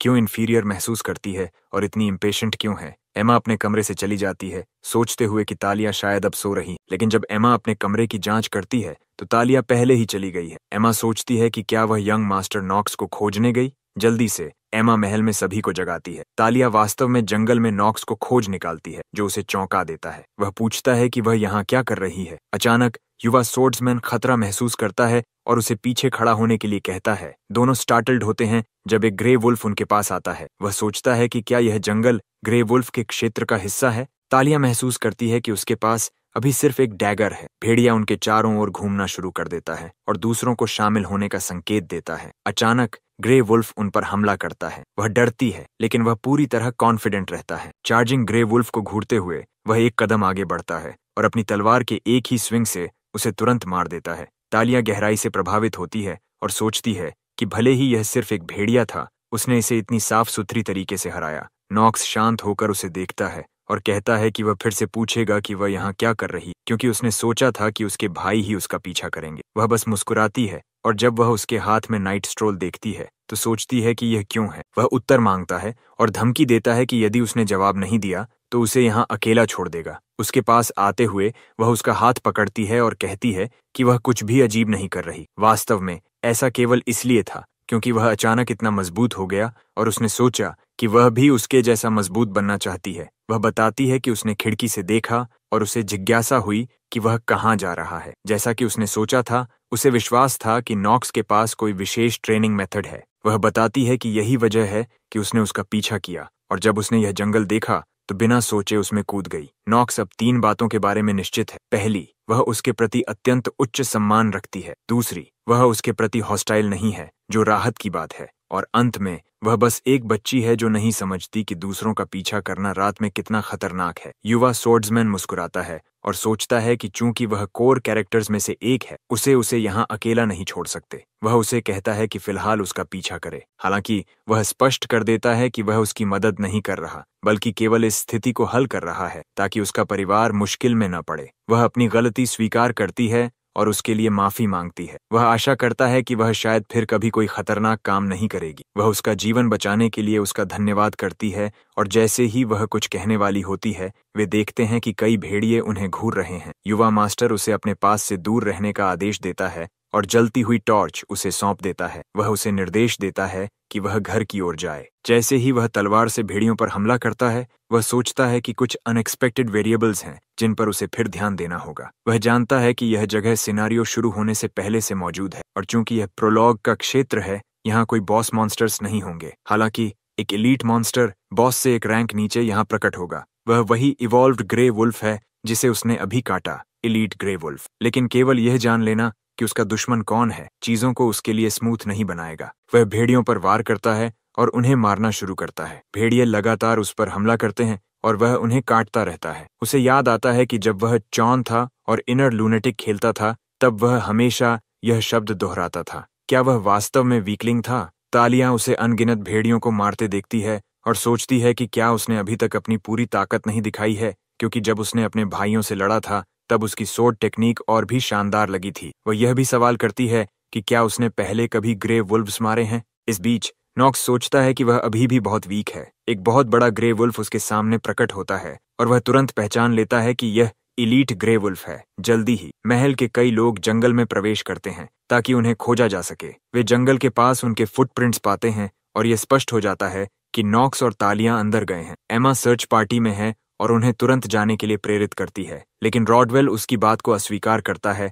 और इसे फूलिश कहता है। एमा जानना चाहती है कि वह जाने क्यों नहीं चाहते। रॉडवेल उसे समझाता है कि यह एक ऐसा जंगल है जिसे राइनहर भी क्लियर नहीं कर पाए हैं। सिस्टम दिखाता है कि मिसिंग चाइल्ड्स फॉरेस्ट राइनहर फैमिली के क्षेत्रों में सबसे ऊंचे रैंक वाला है, और जबकि राइनहर परिवार दक्षिण का सबसे मजबूत डार्क फैमिली माना जाता है, ये तथ्य कि वहां अब भी एक जंगल है जिसे वे क्लियर नहीं कर पाए, ये कहने के समान है कि वे इनकॉम्पिटेंट हैं। इसके अलावा यह वास्तविकता कि केवल बच्चे जो एडल्ट्स नहीं बने हैं जंगल में प्रवेश कर सकते हैं और यह केवल बच्चों द्वारा ही सफलतापूर्वक क्लियर किया जा सकता है, उन्हें अभी तक पता नहीं है। हेड बटलर सोचता है कि युवा मास्टर जंगल में क्यों गया। वह नहीं मानता कि लड़का किसी माइंड कंट्रोलिंग मॉन्स्टर द्वारा बिविच्ड हुआ था। ट्रैक्स को देखकर वह नोटिस करता है कि नॉक्स निश्चित रूप से सावधानी से हिला। एस्टेट के स्ट्रॉन्गेस्ट मना बैरियर को पार करने का कोई निशान नहीं है, जिसका मतलब है कि युवा मास्टर ने जंगल में जानबूझकर प्रवेश किया। वह खुद से स्वीकार करता है कि वह गलत था और अब वह यह नकार नहीं सकता कि नॉक्स पहले जैसा कमजोर और रोगी युवा मास्टर नहीं रहा। रॉडवेल एमा को बताता है कि उनके लौटने का केवल एक ही तरीका है, युवा मास्टर को अपनी बुद्धि का उपयोग करके जंगल से बाहर निकलने का रास्ता ढूंढना होगा। एमा भावुक हो जाती है, उसकी आंखों में आंसू भर जाते हैं और वह खुद को दोष देती है कि उसने अपनी युवा मिस को इस हालत में डाल दिया। दूसरी तरफ युवा सोर्ड्समैन भेड़ियों को मारते हुए आगे बढ़ता है। वह नोटिस करता है कि तालियां अपनी नाइफ निकाल रही है और सोचता है कि वह डर के बावजूद अपना फोकस नहीं खोई है। वह उसे सलाह देता है कि अनावश्यक रूप से हमला न करे क्योंकि उसे चोट लग सकती है और केवल अपने आप को बचाने के लिए अपनी शक्ति बचाए रखे। उसे पता है कि एलीट वुल्फ को मारना खतरे की बात नहीं, क्योंकि यह केवल 2 और आधा स्टार रेट किया गया है। वह चाहता है कि तालियां सतर्क रहे और अपने आसपास की परिस्थितियों पर ध्यान दे सके। वह उसे देखता है और जानता है कि उसने अच्छी तरह सीखा है, भले ही वह अभी उस स्तर पर नहीं है जहां वह उस पर भरोसा कर सके कि वह उसका साथ दे। फिर वह जल्दी से hour of the genius activate करता है। उसका इरादा यह स्किल उपयोग करके उसे एक ही वार में मारने का है। जैसे ही एलीट ग्रे वुल्फ उस पर कूदता है, वह तुरंत उसे मार देता है। फिर वह नोटिस करता है कि बाकी भेड़िए रुक गए हैं, लेकिन अचानक वे फिर से एक एक करके हमला करना शुरू कर देते हैं और वह उन्हें काटता रहता है। इस बार भेड़िए इतने फेरोशियस और एग्रेसिव हैं कि तालियां उसकी सुरक्षा को लेकर चिंतित हो जाती है। वह सोचती है कि भले ही नॉक्स ने कहा था कि अगर खतरा बढ़ा तो वह भाग जाए, अब वह ऐसा नहीं कर सकती, इसलिए वह एक पेड़ पर चढ़ जाती है। आखिरकार वह उससे पूछता है कि क्या वह उसकी मदद करने वाली है। तालियां पूछती है कि क्या वह घायल है। वह जानता है कि उसे मदद के लिए बुलाना व्यर्थ है, इसलिए वह आश्वस्त करता है कि वह ठीक है। फिर भी वह समझता है कि यह लापरवाही करने का समय नहीं है। वह महसूस करता है कि उसने अभी अपना पैथेटिक साइड दिखा दिया है और उसकी स्किल का रिकॉइल पहले ही आ चुका है। उसे पता है कि अभी खत्म नहीं हुआ। वह नोटिस करता है कि एलीट वुल्फ अंततः खड़ा हो गया है। शुरुआत में एलीट वुल्फ उसके चारों ओर घूमता है, उसकी हर चाल पर ध्यान देता है। फिर अचानक ये फुल स्पीड से नॉक्स पर चार्ज करता है, लेकिन एलीट वुल्फ एक अजीब तकनीक का उपयोग करता है। पहले ये भाग जाता है, फिर अचानक वापस प्रकट होता है, उस पर कूदता है और उसके कंधे को चोट पहुंचाता है, फिर से पीछे हट जाता है। दूसरी बार यह उसी तरह से हमला दोहराता है। युवा मास्टर सोचता है कि यह सपोज्ड है 2 और आधा स्टार मॉन्स्टर होने के नाते, लेकिन एलीट वुल्फ उसकी उम्मीद से कहीं ज्यादा इंटेलिजेंट है। वह समझता है कि उसे अपनी अप्रोच रिवाइज करनी होगी। वह नोटिस करता है कि यह एलीट ग्रे वुल्फ खेल में जितना था उससे कहीं ज्यादा चालाक और कनिंग है। वह जानता है कि यह अब छिपा हुआ है, उसे देख रहा है और स्ट्राइक करने का दूसरा मौका ढूंढ रहा है। पिछली 2 अटैक्स ने उसे पूरी तरह से सरप्राइज कर दिया था। वह पछताता है कि उसने इसके इंटेलिजेंस को पहले क्यों नहीं पहचाना जब यह अन्य भेड़ियों को कमांड कर रहा था, और सोचता है कि यह टेरेन और जियोग्राफिकल एडवांटेजेस का भी फायदा उठा सकता है। उसे पहले अपनी गार्ड उठानी होगी। अचानक एलीट वुल्फ फिर से हमला करता है और इस बार नॉक्स उसे मारता है, लेकिन इसका कोई इफेक्ट नहीं होता। ऐसा लगता है कि भेड़िया चाहता था कि वह बड़ी स्विंग करे और ओपनिंग दिखाए। एलीट तुरंत काउंटर करता है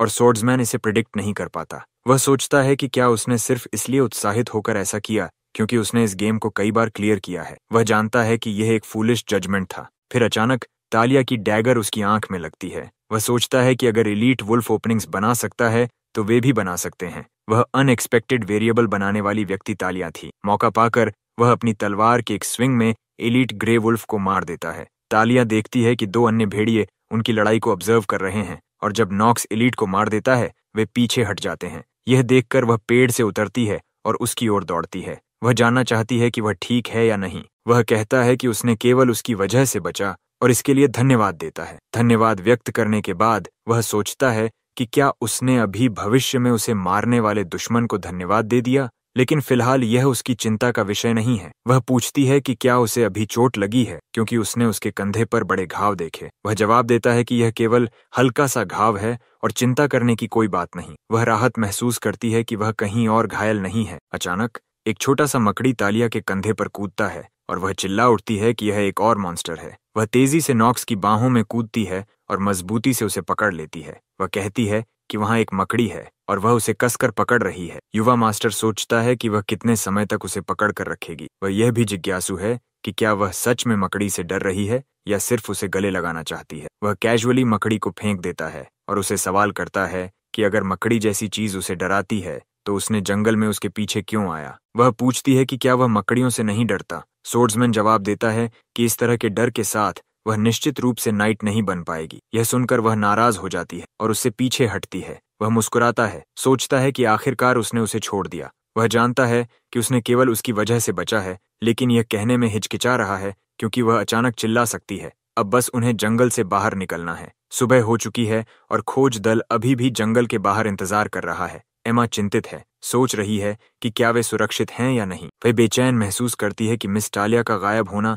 दोनों परिवारों के बीच समस्याएं पैदा कर सकता है। रॉडवेल सोचता है कि क्योंकि इस क्षेत्र में मिसिंग चाइल्ड फॉरेस्ट में कई बच्चे गायब हो जाते हैं, कुछ लोग चुपचाप राइनहर परिवार को इनकॉम्पिटेंट मानते हैं। अचानक एमा जंगल की ओर इशारा करती है और दूसरों को बताती है कि जंगल का धुंध उठना शुरू हो गया है। अब वे देख पाते हैं कि मिसिंग चाइल्ड फॉरेस्ट साफ हो चुका है। उसे पूरा विश्वास नहीं है, लेकिन वह यही सोचती है। रॉडवेल उसकी ऑब्जर्वेशन की पुष्टि करता है और कहता है कि वह सही है। वह समझाता है कि इसका मतलब है कि जंगल क्लियर्ड हो चुका है और जिस संभावना के बारे में वे सोच रहे थे वह सच में बदल गई। अब सभी जंगल में प्रवेश करते हैं और एमा कहती है कि इसका मतलब है कि उनका युवा मास्टर ने यह किया। अचानक वे देखते हैं कि युवा मास्टर और तालियां जंगल से बाहर आ रहे हैं। एक नौकर टिप्पणी करता है कि यह सोचकर कि वह वास्तव में जंगल साफ कर सकता है, विश्वास करना मुश्किल है और वह ऐसा बाहर आ रहा है जैसे कुछ हुआ ही न हो। रॉडवेल मुस्कुराने से खुद को रोक नहीं पाता। अब वह निश्चित है कि राइनहर परिवार के वंशजों की हायरार्की में बड़ा टर्मोइल आने वाला है। नॉक्स खोज दल की ओर देखता है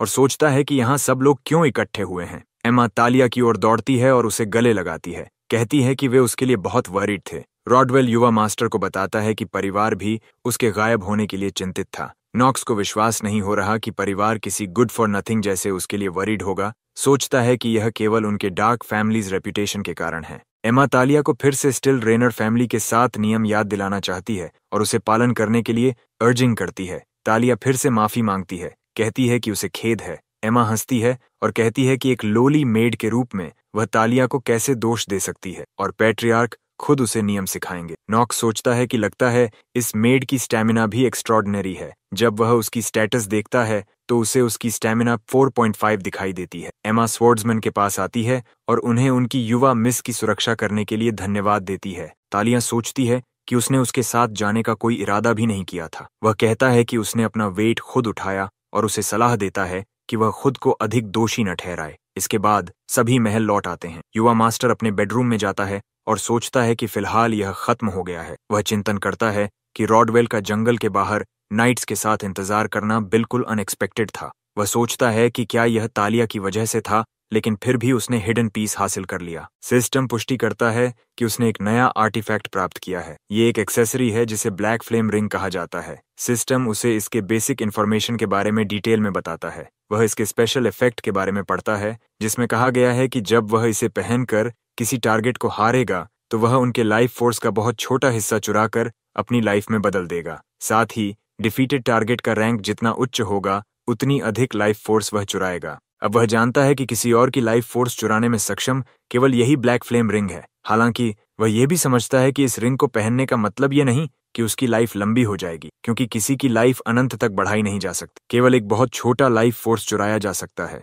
इसलिए वह समझता है कि अपनी टर्मिनल इलनेस को ओवरकम करना आसान नहीं होगा। फिर भी वह मानता है कि जब तक वह संघर्ष कर सकता है और प्रगति कर सकता है, ये उस निराशाजनक जीवन से कहीं बेहतर है जो मौत के कगार पर जी रहा हो। उसने अंगूठी अपनी उंगली में पहन ली। अब वह निश्चित रूप से महसूस कर सकता है कि उसकी लाइफ फोर्स और माना उठ रही है। वह रोना को बुलाता है, ये जानते हुए कि वह बस उसके कमरे के बाहर है। कुछ ही सेकंड में वह प्रवेश करती है और सोचती है कि क्या वह वास्तव में चीजों को देख सकता है। वह कहती है कि क्या वह उसका नग्न शरीर भी देख सकता है। युवा मास्टर गुस्से में आकर चिल्लाता है और पूछता है कि वह आखिर क्या बात कर रही है। फिर अपनी उंगली से उसका माथा चटका देता है। वह कहती है कि दर्द हुआ और सोचती है कि उसका चटका सामान्य से ज्यादा दर्दनाक क्यों लगा। वह उसे बेकार की बातें बंद करने के लिए कहता है और फिर से आर्म रेसल करने की पेशकश करता है। वह पूछती है कि अगर वह इस बार जीत गई तो क्या सच में उसका सैलरी बढ़ेगा। वह सहमत हो जाता है और पूछता है कि अगर वह हार गई तो क्या होगा। वह भी अपनी सैलरी का 20% दांव में लगाती है। इस बार हालांकि वह उसे 1 सेकंड में हरा देता है। वह इस परिणाम को देखकर आश्चर्यचकित हो जाती है। हारने के बाद वह पूछती है कि क्या उसे सच में लगता है कि किसी रेप्यूटेबल परिवार के बेटे के लिए एक नौकर की पहले से ही पिटीफुल सैलरी 20% कम करना उचित है। वह मुस्कुराता है और सहमत हो जाता है। कहता है कि राइनहर परिवार के रूमर्ड गुड फॉर नथिंग होने के नाते वह ट्रिवियल चीजों की परवाह नहीं करता। वह उसके सामने झुककर माफी मांगती है। सिस्टम उसे सूचित करता है कि उसकी फ्रीक्वेंट सिकनेस के इफेक्ट्स एक्टिवेट हो चुके हैं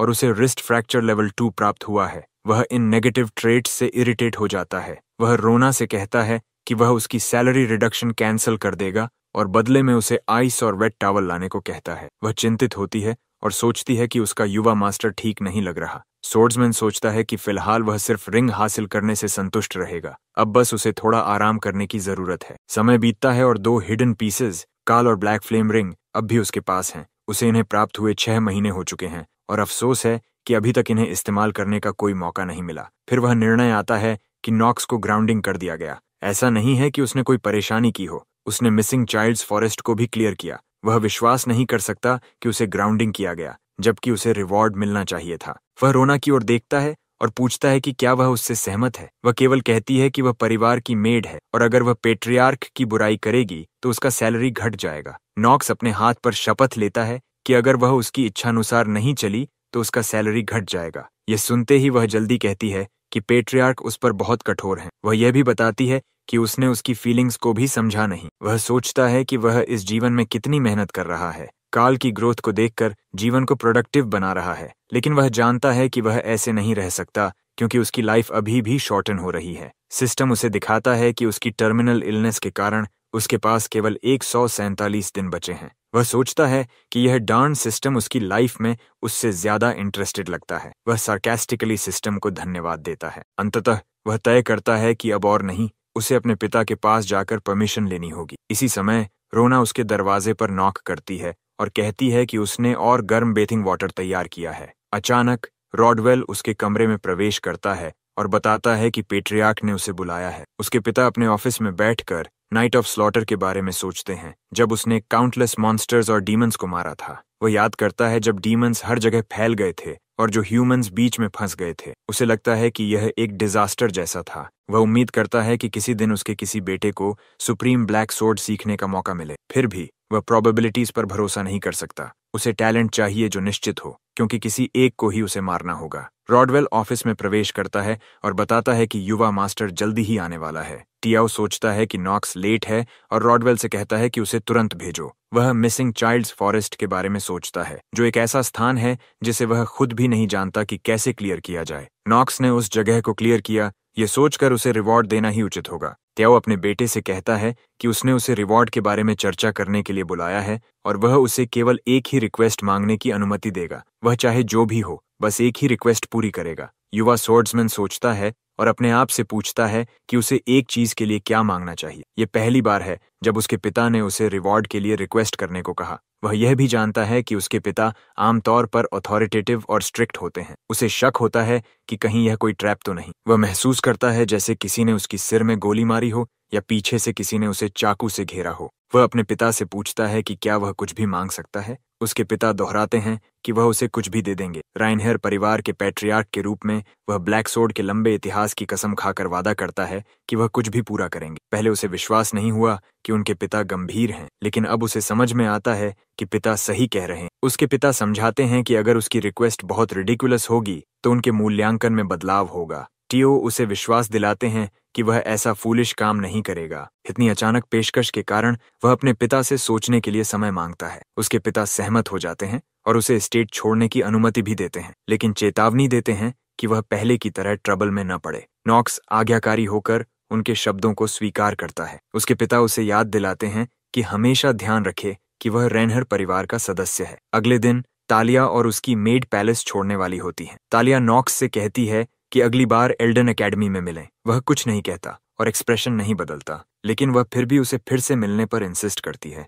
हेड बटलर रॉडवेल नॉक्स को याद दिलाता है कि जब कोई लेडी सवाल पूछे तो उसका जवाब देना चाहिए। युवा मास्टर अनिच्छा से उसे जवाब देता है कि यह तब होगा जब वह फुल फ्लेज्ड नाइट बन जाएगी। तालिया इमोशनली चार्ज्ड हो जाती है और सहमति देती है, लेकिन वह उसे टॉन्ट करता है, जैसे कि सुपर ह्यूज स्पाइडर देखने के बाद भी डरती नहीं। यह रिमार्क उसे दुखी और गुस्सा कर देता है और वह उसे पेट में पंच करती है। वह कहती है कि वह फुल फ्लेज्ड नाइट बनने के बाद लौटेगी और उसके सिर के लिए तैयार रहना चाहिए। नॉक्स सोचता है कि वह उसके सिर से क्या मतलब है और संदेह करता है कि शायद वह उसे मारना चाहती। एमा सभी का धन्यवाद करती है, खासकर युवा मास्टर नॉक्स का। सोर्ड्समैन बहुत रूखा होकर पूछता है कि स्टाइलिनर परिवार की मेड को उसका क्या धन्यवाद करना। वह फिर से टालिया को बचाने के लिए उसकी तारीफ करती है। वह समझाता है कि उसने जानबूझकर नहीं बचाया और कहता है कि अब उन्हें परेशान करना बंद करें और चले जाएं। अंततः टालिया और एम्मा एस्टेट छोड़ देती हैं। नॉक्स महसूस करता है कि कम से कम एक व्यक्ति अब चला गया। वह सोचता है कि क्यों उसे लग रहा है